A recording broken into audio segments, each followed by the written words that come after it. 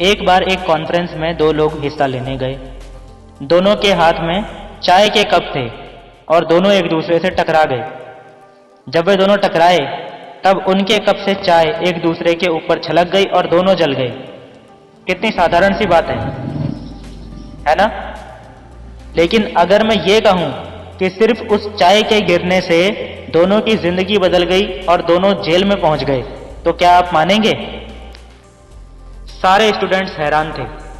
Professor बोली, असल में जिस कप की यहां बात हो रही है वो कप था उनका मन, और जिस गर्म चाय की यहां बात हो रही है वो चाय था उनका गुस्से वाला भाव, जो कि उनके मन रूपी कप में भरा हुआ था।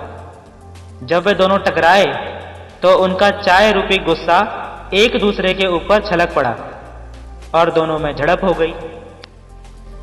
दोस्तों, हम सबके हाथ में हमारा कप होता है। यदि हम उसमें चाय भरेंगे तो चाय ही गिरेगी ना।